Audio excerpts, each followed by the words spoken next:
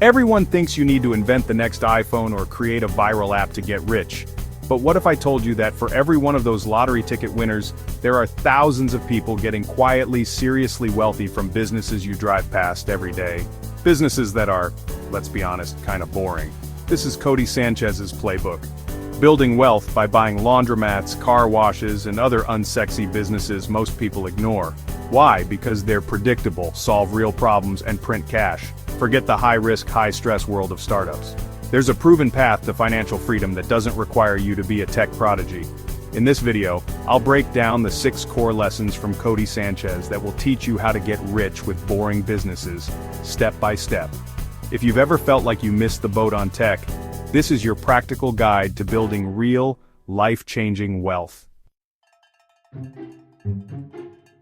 Lesson 1. Boring is where the money is. When you launch a new app, you're gambling. But a laundromat? People always need clean clothes. These businesses serve basic human needs. Laundry, plumbing, landscaping. They're stable and predictable. While tech startups chase trends, the local car wash just keeps making money. The best part? There's less competition. Most people overlook these businesses. You're not up against venture capitalists, just old school owners who haven't updated their marketing in decades. With a little modern know-how, you can instantly gain an edge, update payment systems, improve customer service, or run simple ads. You're not reinventing the wheel, you're just making it roll smoother. Think of a tech startup as catching lightning in a bottle. A boring business is setting out a bucket in a rainstorm. That predictability lets you sleep at night. Your biggest worry? Maybe a broken washing machine. This stability is the foundation of real, sustainable wealth. So, stop chasing shiny objects. Start seeing cleaning vans and storage units as potential cash machines. Wealth isn't built on hype, it's built on solving essential needs. The more fundamental the need, the more stable the business. The more stable the business, the more predictable your profits. That's the secret quietly rich people have known for generations. Sold on boring businesses? Here's the next rule. Buy, don't build. Why struggle to start from scratch when you can buy a business that's already working? When you buy, you skip the hardest part, finding customers, building a reputation, and surviving those brutal first years. You get cash flow, employees, and a proven system from day one. The seller already made the mistakes, now you get the results. So, where do you find these businesses? Start with online marketplaces like BizBuySell or talk to local business brokers. The real gems are often found by asking around. Accountants, lawyers, and bankers know who's thinking of selling. See a well-run but old-fashioned business? Reach out to the owner directly. Once you find a business, understand the seller's motivation. Are they retiring? Burnt out? That gives you leverage. Maybe they care more about their legacy or staff than squeezing every last dollar. Structure your offer to meet their needs, not just yours. For example, offer to keep the business's name or take care of their employees. Buying an existing, cash-flowing business is like starting a race halfway to the finish line. You're stepping into a predictable system, reducing risk and accelerating your path to profit. Stop thinking like an inventor, start thinking like an investor. That's how you win in the world of boring businesses.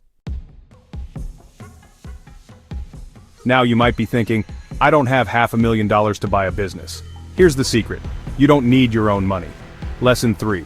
Use leverage. Other people's money. OPM. The rich use bank loans, seller financing, and investors to buy assets that make them richer. The most common tool? SBA loans. The government guarantees a big chunk, so banks are more likely to lend. You can often buy a business with just 10% down. Don't have even that? Use seller financing. The seller acts as the bank, and you pay them over time from the business's profits. Sellers like this because it gives them steady income and can help with taxes. Combine an SBA loan with seller financing, and you could buy a business with almost none of your own money. But leverage isn't just about money. Use technology to streamline operations, install modern payment systems, automate scheduling, or optimize routes. These small upgrades can boost profits without extra work. And don't forget content leverage. Share your journey online, build an audience, and attract deals, employees, or even new revenue streams. Leverage is about amplifying your efforts, using money, tech, or your story to scale faster. Don't let a lack of cash stop you. Think about what a good business can afford, not just what you can. The business pays for its own acquisition. Your job? Be the smart deal maker who puts it all together. That's how you build an empire, without starting with a fortune.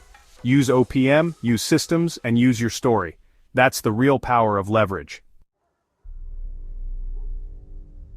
Found a business and figured out financing? Now comes the most critical part. Due diligence. This is where you become a detective, making sure you're not buying a lemon. First, dig into the financials. Don't just take the seller's word. Get tax returns and profit loss statements and review them with an accountant. Are revenues steady? Are profits real? Look for hidden expenses. Next, check the customers. Is revenue concentrated with one client? That's a red flag. You want a diverse, loyal customer base. Then, examine operations. Are there systems in place or does everything depend on the owner? You want a business that runs without you, not a job you just bought. If the owner is essential, use that as leverage to negotiate price or terms. Once you're confident, make your offer. Use any red flags to negotiate a better deal or more seller financing. This isn't about being aggressive, it's about being smart and fair. Deal-making is a skill. Investigate, analyze, and communicate clearly. Don't fall in love with a business, fall in love with a good deal. You've bought your first boring business. Now, it's time to scale. Most people would just collect the cash flow, but you can multiply the value. Lesson 5. Scale through systems. Start with operations. Look for inefficiencies, manual tasks, outdated equipment, messy inventory. Simple upgrades like scheduling software or energy-efficient machines can cut costs and boost profits. Next, marketing. Most boring businesses ignore digital marketing. Build a website, set up Google My Business, run local ads, and collect reviews. Even basic online presence can drive explosive growth. Create content, before and after videos, customer testimonials, to build a local brand. Focus on your team. Empower employees with clear roles, training, and incentives. Delegate. Your job is to work on the business, not in it. Hire great people, give them tools, and get out of their way. This is how you scale from one business to many. Acquire, improve, delegate, repeat. That's the flywheel. Each business you buy and improve makes the next one easier. That's how you build a true empire of cash-printing businesses.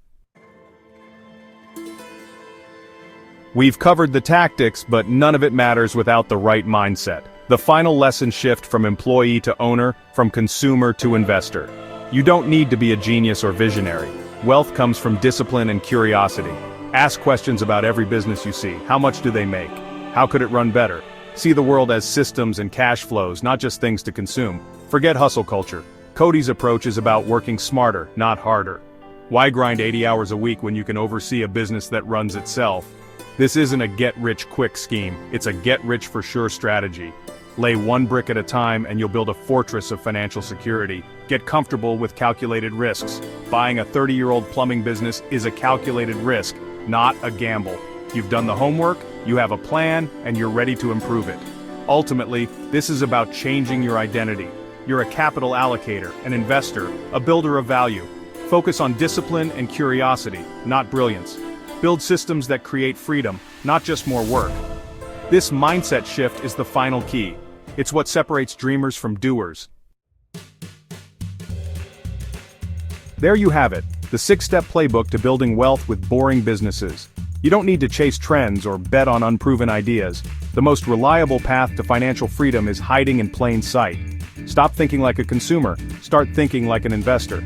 Buy cash flow, use leverage, and apply simple systems to grow it. Your journey starts today. The only thing separating you from a portfolio of cash-flowing businesses is taking that first step. Forget the hype, embrace the boring, and go build your empire.